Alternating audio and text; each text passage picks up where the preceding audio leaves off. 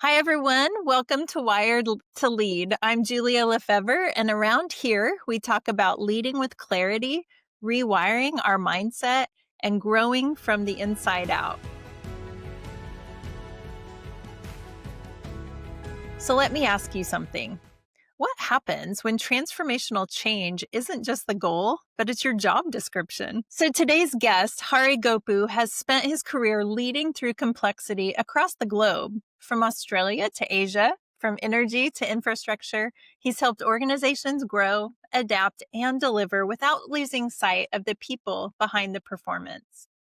So if you are navigating complexity or trying to lead through it, Hari's story is a masterclass in transformational leadership that connects. Hari, welcome to the show. So glad to have you here.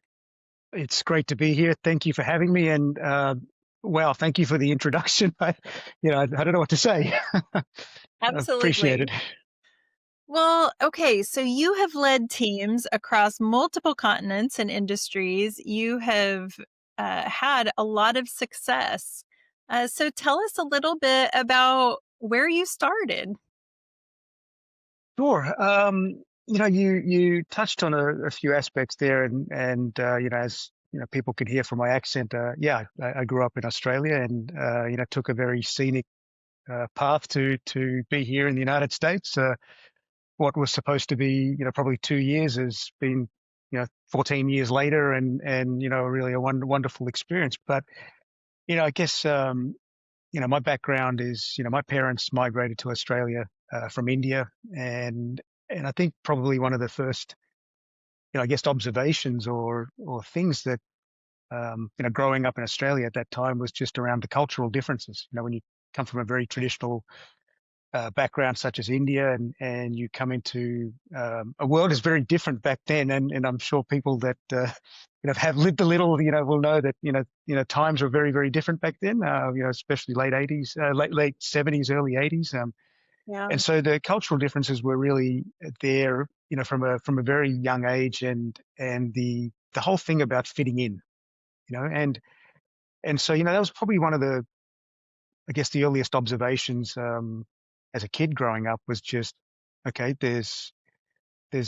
differences in people, and how they are, and that sort of led into sort of questions about, okay, well, what does fitting in look like? How do you fit in? If you're different, how do you fit in? Or am I different? And I don't think they were conscious questions. I think they were just probably just there subconsciously, always kind of bubbling away beneath the surface, and that sort of you know led to, so, well, okay, for me, fitting in was just getting involved. And, maybe that's the part that, I liked. I like to get involved in everything. Even from a very young age, it's whatever it was, I wanted to be in it. If there was if there was kids outside playing a game, I wanted to be in the game. I didn't want to sit on the side. I wanted to be in it. And so, and I think that was with everything. I don't feel I've ever, you know, looked at anything and said, "Hey, yeah, that doesn't look like fun." But, or for me, it was always like, "That seems interesting. Why don't you give it a shot?" And so, that sort of, I think, played a strong part in my formative years, and just that curiosity and inquisitiveness, and just, I guess it just went from there. It led to different experiences, and just trying different things and not being afraid of that. And I think a lot of that journey, and that's what it is. I think it's a journey, and you're going to be presented with a lot of things that are going to change, and that part can be very very hard for a lot of people. And for whatever reason, I guess that part of life has not been something that's really been scary for me. I've kind of enjoyed the changes all through, the journey. And there's been a lot of mistakes along the way, but Absolutely. you kind of, learn some things, and you keep moving. Absolutely. I love that you said that it really started from kind of this core desire to fit in and being um and and having moved from one culture to another, and you being kind of the first generation in Australia, there were obvious differences. And I imagine that there was almost a how do I fit in? And do I need to, or I wonder, was there some pressure to be a different version of Hari in each of those spaces? Yeah, it's a great uh, question and sort of observation. And sort of reflecting on that, I do feel that there's times when that actually happens where you got like an alter ego. Um, there is a almost a different version depending on what that situation is, and I I I feel like when you said earlier on the intro about empathy and those aspects, I think that's what especially with cultural differences where it really comes into it. It's the ability to almost put yourself in the other person's shoes and experience that as though you were in that, even though that's not you. And so yes, I think there were times where that happened, where it's not that I became a different person, but you'd play a different role. Um, maybe act a different way, or because you had to. Uh, I'm going to dramatize this to survive in some respects, Sure. to fit in. And but I think what that gave me and others who've gone through situations like that, in hindsight, is this adaptability. You know, you become very good at shape shifting. Yeah. For want of a different, better term, it's you get very malleable in being able to kind of you got to you know respond You or can act a little bit adjust. differently, or be very aware of the cultural differences. And okay, that's not going to play so good here. You want to be something different here, and then you know Absolutely. play a different card over there. And so I feel that's there's a lot of truth in what you just said. And one of the things that I imagine was helpful and helped you to become such a great leader is you got good at observing and listening and understanding others so that you knew where and how to fit. And instead of just bulldozing in, and maybe you did, I don't know. Is that how it kind of played out, that you would observe and watch and even, jump in, but with the goal of understanding your surroundings? Yeah, I think that's fair. Look, I'm a visual learner, um, Mhm. and so I realize that now. But reflecting back as a kid, Yeah, that's how I absorbed just through watching and yes, listening. But I've always believed that words can be misleading, but the actions don't lie. And and that's what I think I was good at picking up on. Someone will say something to you, but it's the little giveaways in the actions and the movements and expressions that y- you got to watch it. That's where the mm, truth is. And it's absolutely. and I think that's what has been ingrained in me. It's not through a conscious attempt to do it. It's just through how life evolved, and how I tried to fit in was just by watching behavior. Oh, that person gets along great with that one because, or maybe if you act like that, you get along great with that person. And Mhm. it's just through that. It's just through trial and error, I guess. Through experience. And Yeah. so you're speaking my language, and you said something earlier too, and I want to go back to that, that this whole need to belong. And then you kind of said, I'm being dramatic here, we're surviving. And that feels over dramatic. And yet, that's exactly what it is. One of our basic human needs is to belong, is to fit in. They've done research that human connection and interaction, having uh, safe relationships is just as important as food and water. Uh, and so, what's so interesting is that that is a need, and you learned through experience very early on. You were put into a situation where you didn't belong. And so that need drove you to find solutions for that. And what's really neat is that our brains, you said something about, it's just this subconscious, like I'm just trial and error. And so I'm going to pull out my brain model here. Uh, all of my viewers know my fun blue brain, my avatar, and your experiences are stored in here. And I've just kind of coined this the gas tank of your brain, which is completely based on experience. So when you say actions speak louder than words, it weighs more. Words don't fuel your brain because they live up here, but this is where experiences with other people, uh, those will fill you up with the fuel to then act out of the smartest part of your brain, which is up here. So it makes perfect sense. And I think your experiences in as you entered in and found positive experiences that filled up that part of your brain's gas tank to say, hey, I'm going to do that again and again and again. And that's how life has kind of unfolded. Well, it's kind of the you give the dog a treat when it does something good, and so it keeps doing that, right? Because it knows Mhm. it's a reward mechanism or reward system, and so I think there's a lot of merit in it. It's different people learn in different ways, and I think especially when it comes to organizations or companies, people want to feel like they are part of something.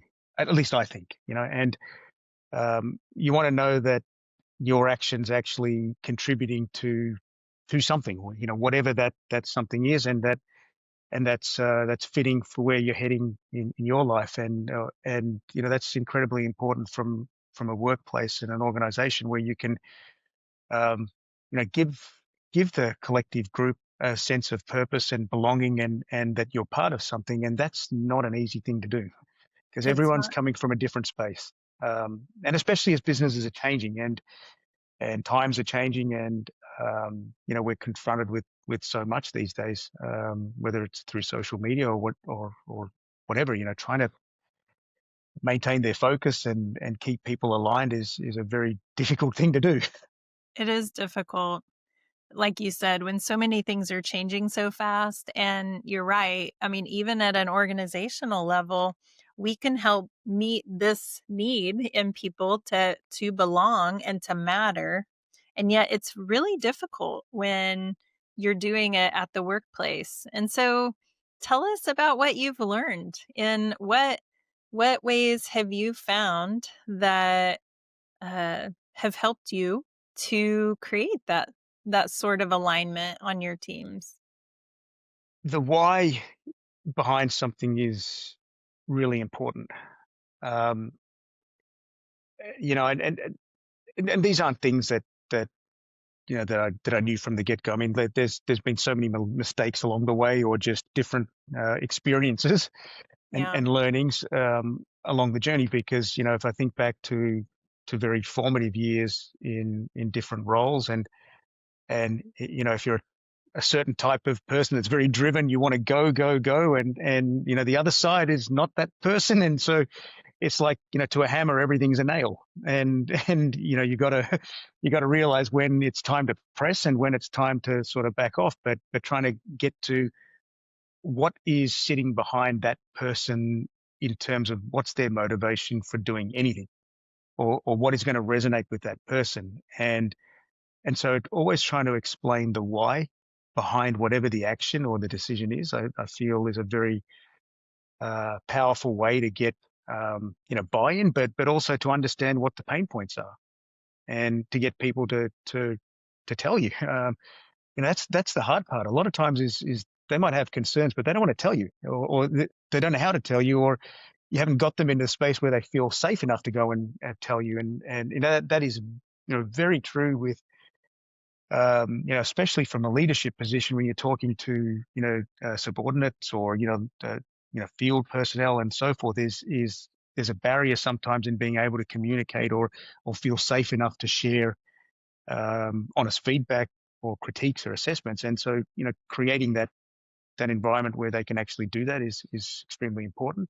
Encouraging it, um, not not being punitive about if someone steps up and tells the truth, and no matter how bad that comment is, or seems, not to to be beat down on them. It's actually to actually thank them and say, look, that's important for us to know this. um, so creating that, I feel that's probably one of the most important um, frameworks to have, especially when you're dealing with a lot of, well, it can be in any organization, but in the context of, my company here and others, where you're dealing with a lot of people, a lot of different roles, a lot of different backgrounds, and they work in the field. They're not all college degreed. They come from all sorts of backgrounds and walks of life, and just being to engage with them and tell them the why behind whatever you're doing. And it might not be understood, it might not be liked, it might not be shared, but at least they know, and it's the I truth, know. right? So I think the why is extremely important, and being absolutely honest.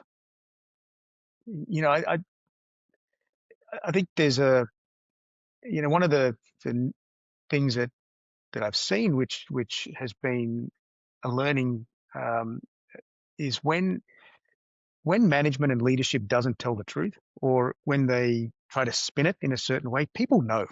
And despite how good that spin is, people know. There's always something in there. They're intelligent enough to figure out when they're being fed a line, or it's not quite right, or so forth. And so Yeah. just being just straight down the line, and whether it's talking to your own organization, it's talking to customers, it doesn't matter. Whatever the answer is, just tell the truth. And that way it gets past all the stories, and what did I say to that person on that day and this person on the day. If it's the truth, then you don't need to invent a story. Yeah. um, and for me, I feel that's probably, if I go back to any two things, in any situation, well, probably there's a third in there, is that um, no matter what it is, always drive towards the right outcome. Not what's convenient, but what is the right solution.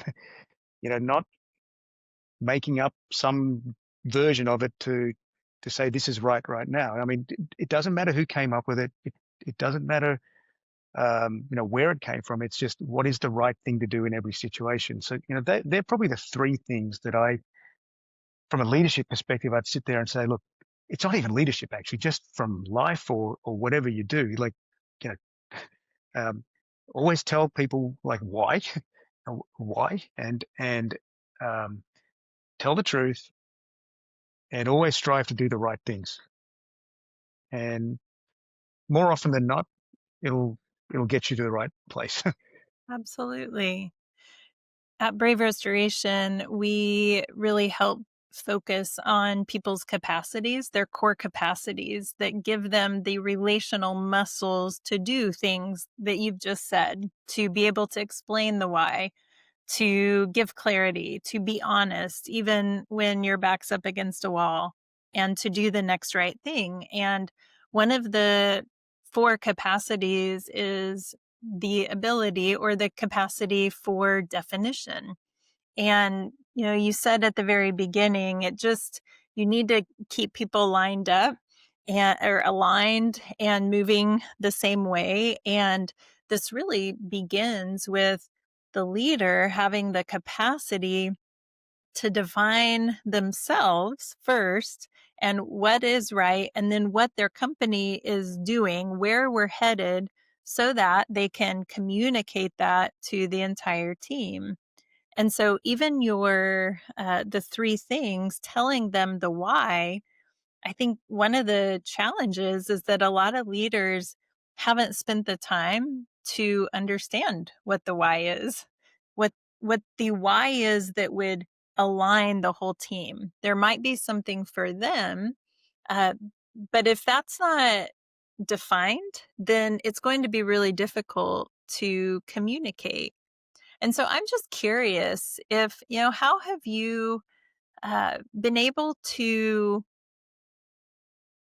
define for yourself what the why is for you personally, but also for your company.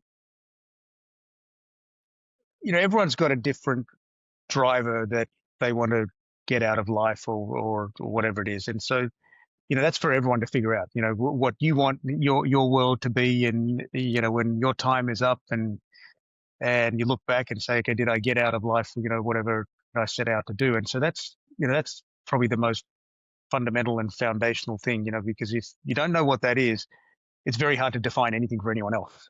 It Right. is. Or, wherever you're going, then you're going to be like a ship without a rudder. You're just going to be drifting. And so, look, I've kind of touched on that in my formative years. I always wanted to be involved. I always wanted to be a part of something. I always wanted to feel as though my contributions, whatever they are, mattered and made a difference. I always tried to leave every uh, job or situation I've been in better than it was when I found it.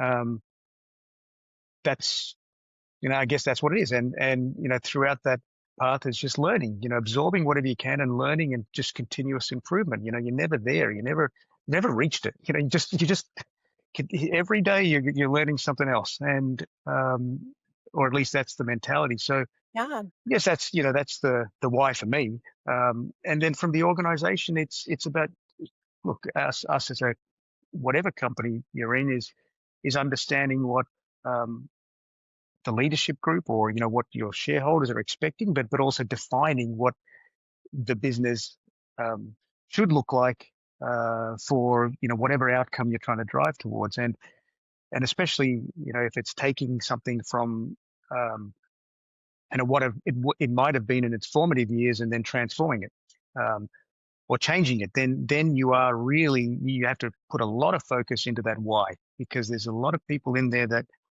a part of the formation of it, and you got to bring them along that journey. And I'm not to say that all of them can make it, but it's very important to actually share what that why is for them, and especially in businesses that touch industries like ours, which we work across the energy sector. We work with a lot of major companies with very expensive assets in very critical environments. So having distracted workers, or having workers who don't understand what we're doing, or why we're doing it, or if there's a procedure and it's there for a reason, and them not understanding why exactly that reason is, then some very major detrimental consequences can actually happen, not just for our company, but for a lot of other people. And so being able to explain them and talk them through that, why it's important, what it is, why it's important, and the way that we need to operate if we're trying to move the business forward. That's that's incredibly important. It There's a lot of repetition in there, and I think a lot of times people can think, okay, I've said it a few times, and that's it. Everyone should know it. And I found that that's not the case. um, I find that you've probably got to say it 100 times before it really sticks.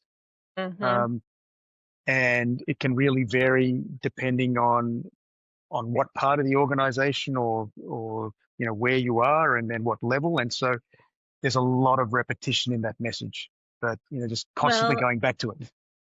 absolutely. And I would circle back to what you said at the beginning of our conversation, that words are not very weighty in our interactions. It's the experience of it. And so I've worked with several clients lately where they've had mission, vision, and value, but nobody knows them because they're just words.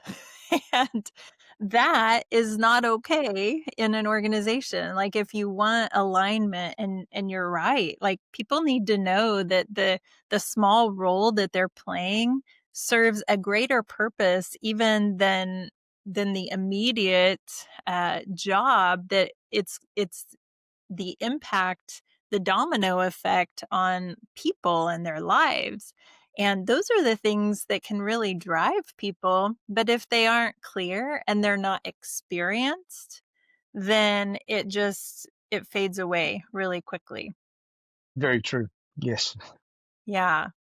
So I'm curious, how do you give people the experience of the why in your organization? How do you help people to feel the things that matter to you in a way that they won't just forget? It's not just words. I think what you're really looking for, it's a two-way street, right? I mean, it's all the things that, we've just been talking about, trying to be authentic and explain the whys, but it needs the other side to actually buy into it. So you Hmm. are watching the actions, right? It's the attitude. This, like, these always seem like little maxims and things that, you know, parents say to kids about, the actions speak louder than words, and those types of statements. But it's very true. You, you there's two sides to the coin, and it needs both sides to be engaged and part of it. And so you're watching the attitude, because that's I think that's such a big part of it. That attitude will tell you, have you got someone that is willing to try and learn and be part of it, or is that person just never going to get on board? Um, and for every any company, it's not mine or anyone's. It's you want an organization that's all pulling in the same direction. You're never going to have all of that, Yeah. but you're constantly striving for as much of the organization pulling in the same direction and not opposing everything that you're trying to actually do. And that's team environments. If the team isn't aligned and if they're not heading in the same place, and there's a lot of problems there. And so I think organizations and successful teams are constantly evolving. They're constantly looking to calibrate and make sure that's actually happening, and where that's not happening, they got to address it. Whether Yeah. that's bringing different people in, or changing the message in a certain area. And when I say that, it's changing maybe the style or the approach on that message, but you shouldn't change one part of an organization just to fit a certain group. The entity as a whole has to be preserved and head in the direction that it's trying to get to. And so you can't create little fiefdoms or exceptions for a special few or whatever. And I think that's some of the challenges you when you look at sort of transformational change. You look at major changes of some companies. A lot of the times, it's you're trying to undo these things that have happened over time, where you've had different rules for different people in different parts of the business, and it's just a mess. And you're trying to pick that apart and say, okay, where does this need to go? Yeah. Um, but to go back to answer that question, how do I approach that experience? It's the first thing I'm looking for is just, what's the attitude? Yeah. What's on the other side, right? Hmm.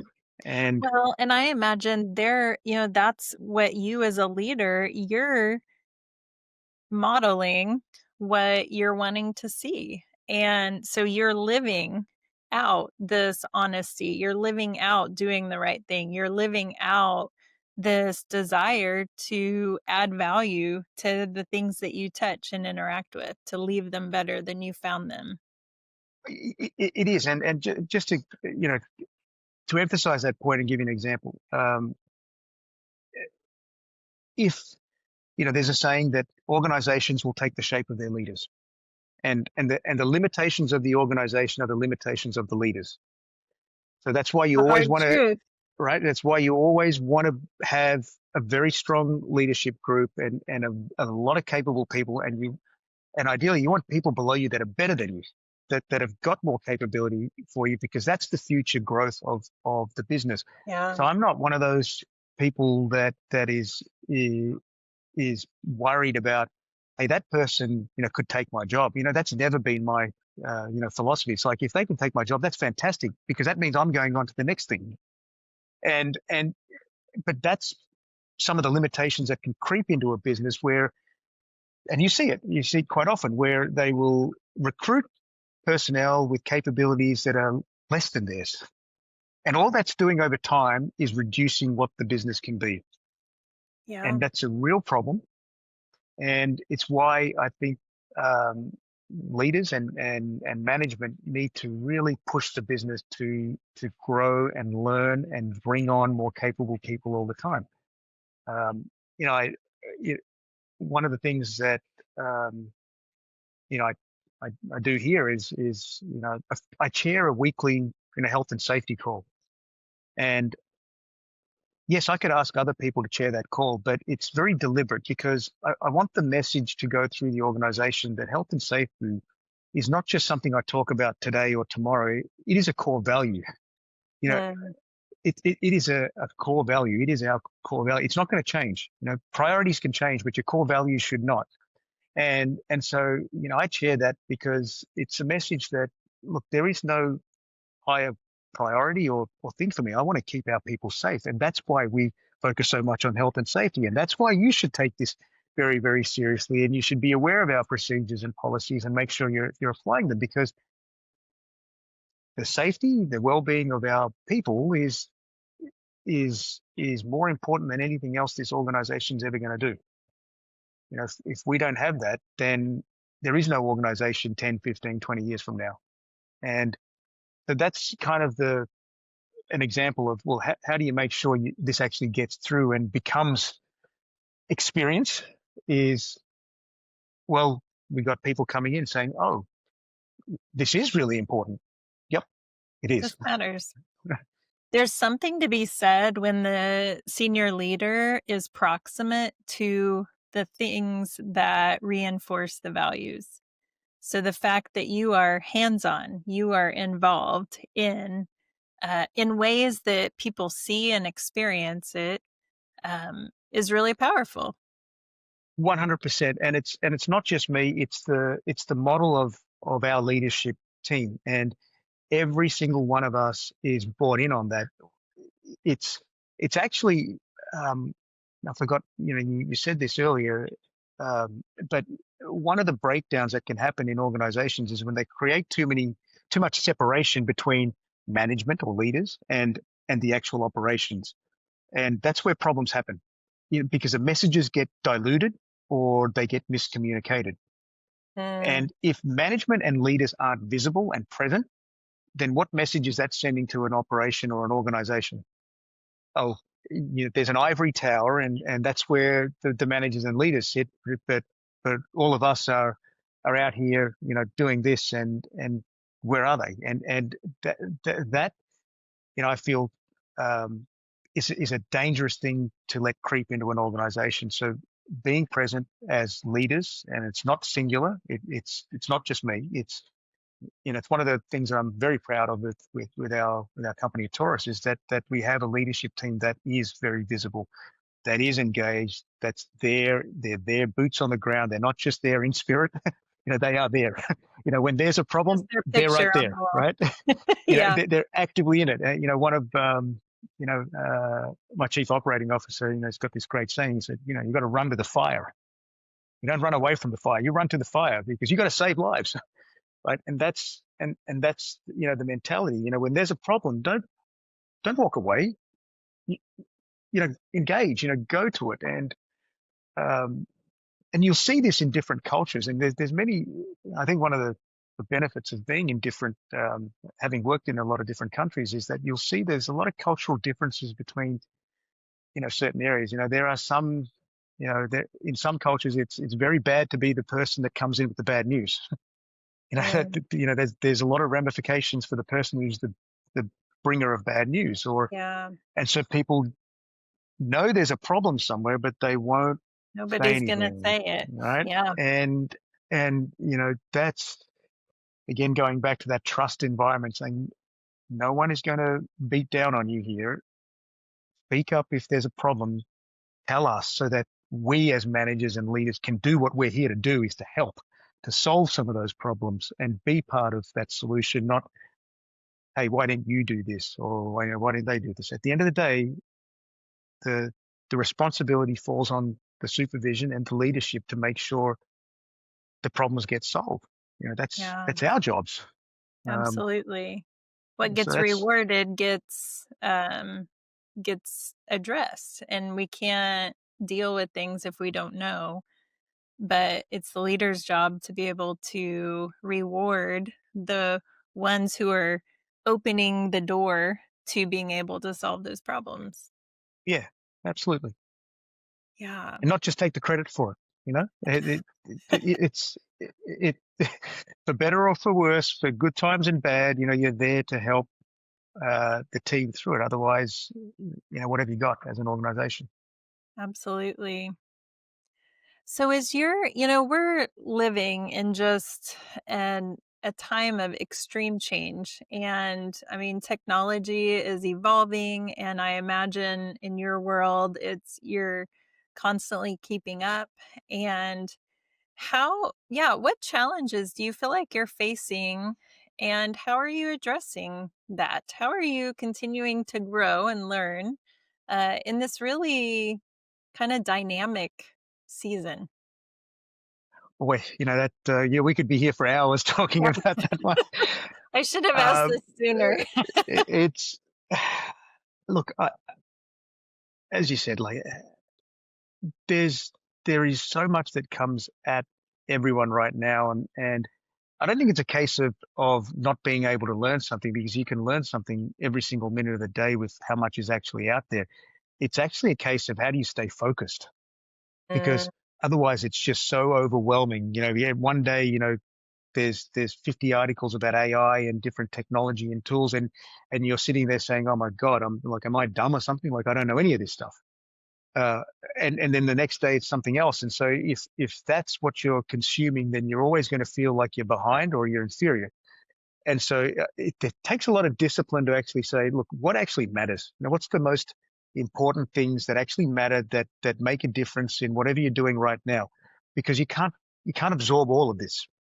And what's the best things for you to be focusing on, and what's someone else's focus, and someone else's focus, and someone else's focus. And so we just went through this exercise, just recently within our business, where we're sitting down with the leadership team saying, hey, we need to focus on these 5 things, and not a list of 20 or 30 or so forth. No, what are the 5 things that actually move the needle and make a really big difference for us?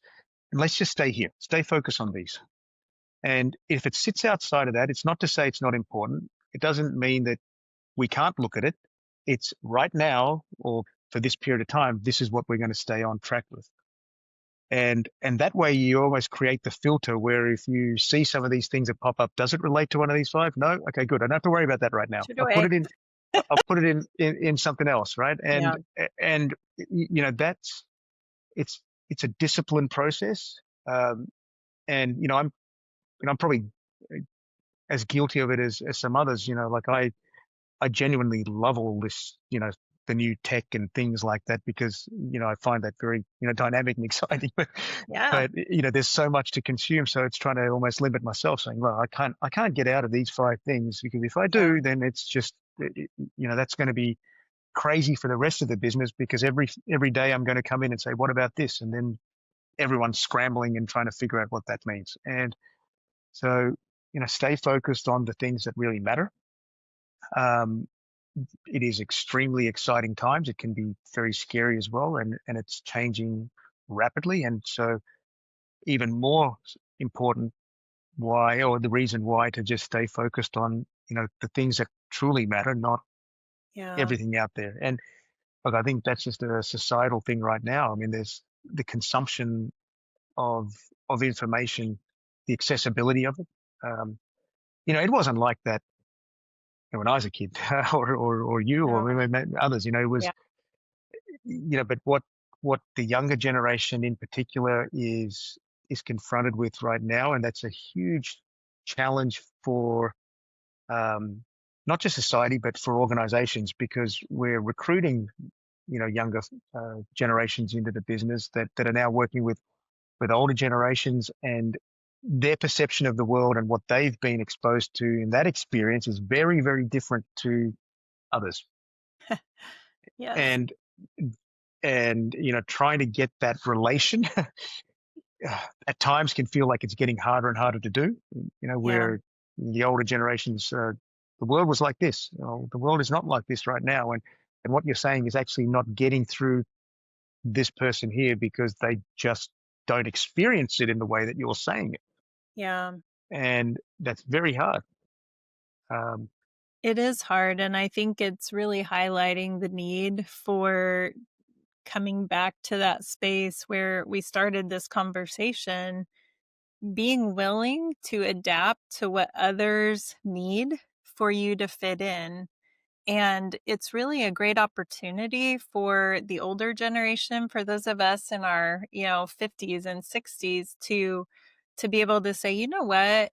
This worked for me, but now how can I help raise this next generation to success in the ways that now they're experiencing the world?" And so this idea of leading with empathy instead of demanding it to be my way is going to be so important. Cultivating that capacity to be able to connect with people who are different than you. yeah, absolutely. I I think I would phrase what you just said as freedom within boundaries. Absolutely. I really like Mhm. that approach where there's no absolute set way. You must do. It's not doctrine and it's not dogma where you're just ramming it down someone's throat saying you have to do this in this particular way as I do. It's like this is where we're trying to get to, and these are the lanes that we want you to stay between, but get creative within those. And I'm just amazed with what some people can come up with when they're allowed to actually do that in that way. And even some of the older generation, we got a guy that he is just this. He's an older person, old school, comes from the old school, but he's able to absorb new technology and things and just figure out the way to blend the old with the new. And that's hugely powerful. I mean, it is, and why that makes such a big difference in our um, business is because when we're dealing with like I mentioned, some of the industrial sites and the energy facilities, these are old assets, and now we're trying to blend new technology with these old assets. But it's this sort of person that understands how it works and says, "Hey, there's this thing over here that if we did this like this, it could really enhance the outcome." And that's part of the solution, and that that freedom within boundaries where people get creative. Or you'll see some of the younger kids, they've you think they're not listening, but they've heard what you've said, and then they've just gone off and created something and brought it back to you. It's like, how did you do this? Wow. and, and you'll see that, and, and Yeah. and and all the while after that conversation, you thought they didn't hear a word of what you just said, but yeah, they heard, and not only did they hear it, they went off and did something and came back and showed you. They just do it in a different way than what we would have done when we were younger. Yeah. Absolutely.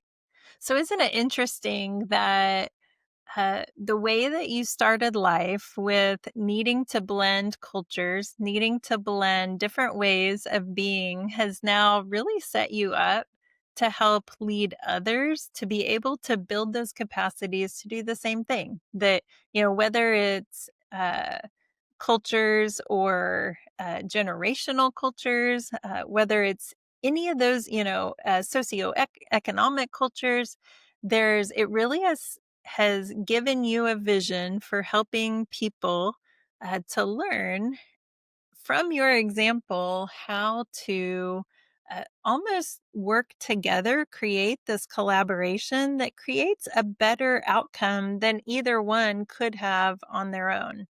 It's I think it's, yeah, I never sort of stopped to even even think back and try to join the dots and link it.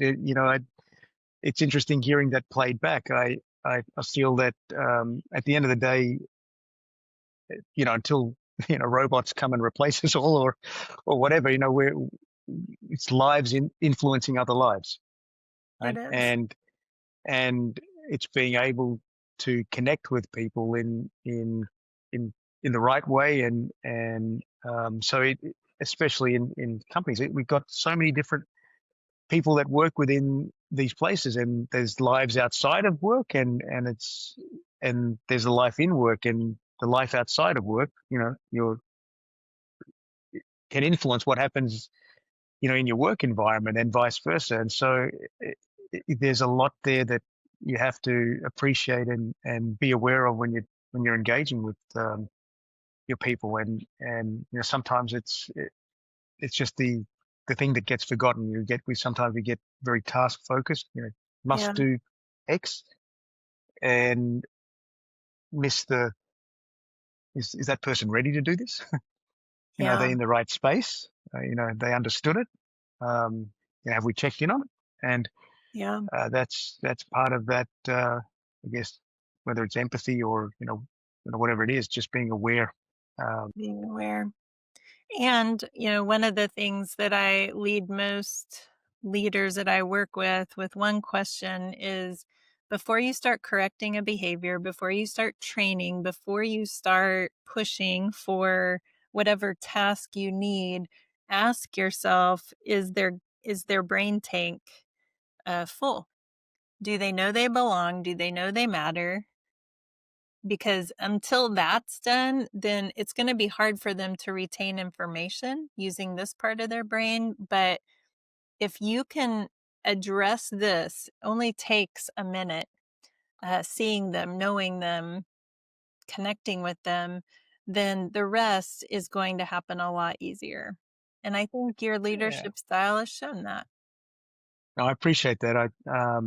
You know, I, when you were saying that, it just makes me reflect on, uh, some training and some courses in the past about behavioral based safety. Um, and, try to get behind why do some people make great decisions and why do some people make really bad decisions? And Yeah, in the context of health and safety, especially in the workforce, you know, what, what's sitting behind that decision making process. And, it was very confronting once when, we did an organizational survey and the question was, why should you act safely? And the overwhelming response, was because management told me to do so.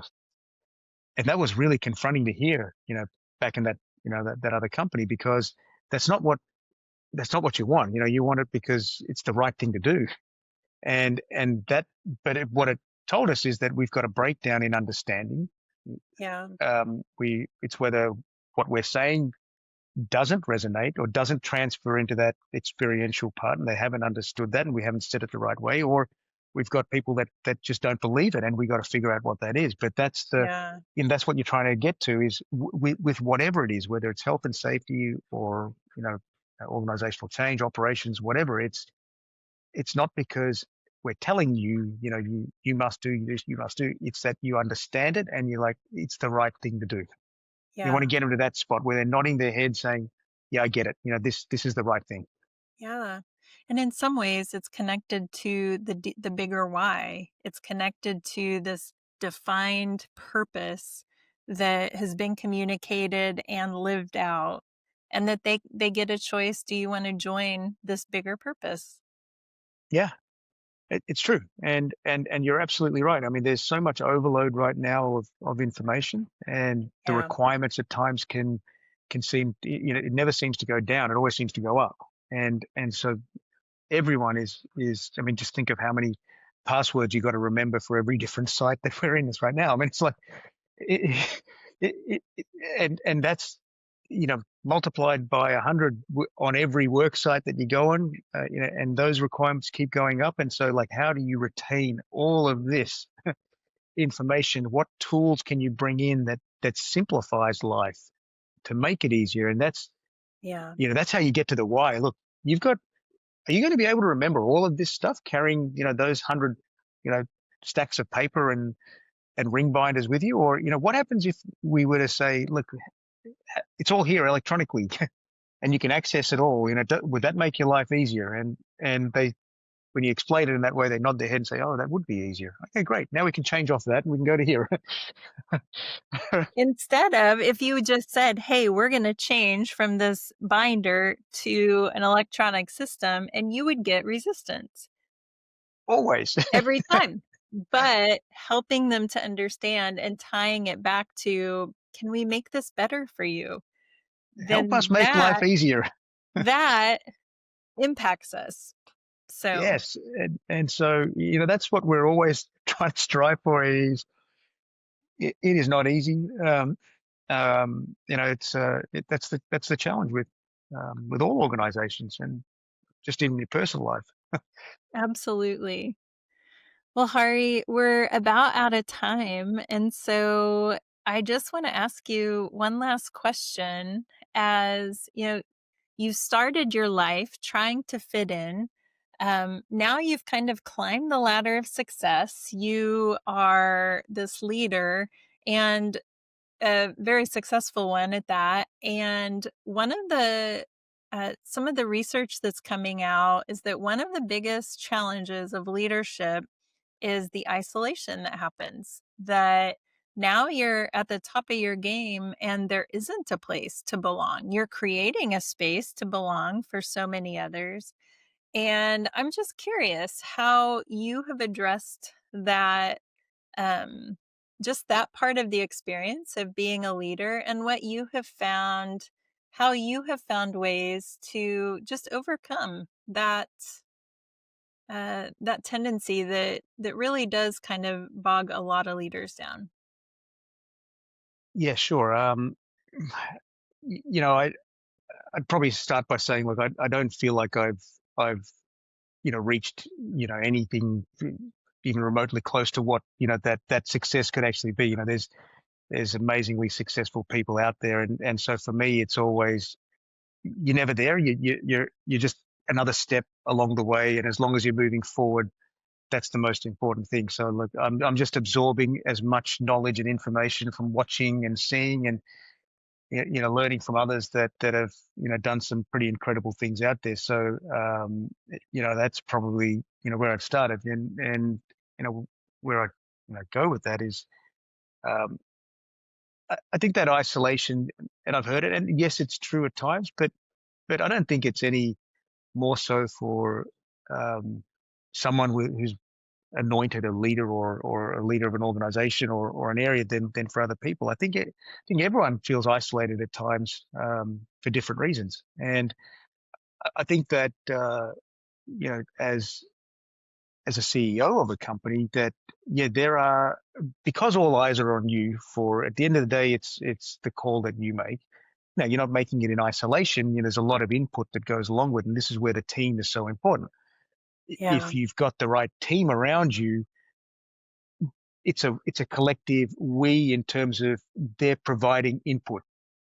At the end of the day, yes, you might need to pull back and have your own think time to come up with something, but a great team will engage, and you shouldn't feel alone, like it's just on you. Because if that's the case, then there's other problems in the organization that are probably evident that you just haven't taken on. And so I fundamentally think that isolation is and a lot of times sort of self-created, um, as opposed to it's so hard as a leader and no one's there to help. There are people to help. You got to let them help you, and Uh-huh. you Yep. got to let them help you, and you got to have them there, right? Have you got the right people there who can help you? Yeah. Have you And created the circle to belong for you, not just for others, but for you? And that includes the leadership team around you and your whole organization that ultimately you can all belong to the same mission and vision and value system. 100%, and have people that have different perspectives, and not be afraid of that. It's if you're going to surround yourself with people who are going to agree with everything you say, then you know that's a bit of a problem. Yeah, absolutely. Well, Hari, we are out of time. And so I just want to say thank you for coming on the show and just sharing your insights with us and inspiring us all to just keep growing, keep learning, keep being honest. And yeah, just thank you for that. Thank you, Julianne. Really appreciated the time and the opportunity. Awesome. All right, everyone. We will see you next time. Thanks for listening to Wired to Lead. If this helped you lead with more clarity today, hit follow in your app so you never miss an episode. and leave a short review in Apple Podcasts. 2 sentences is perfect, and it helps leaders like you to find us. If you're a leader who would like to explore opportunities for workshops or coaching with Brave Restoration, please reach out to our website at www.braverestoration.org. We would love to hear from you. See you next time.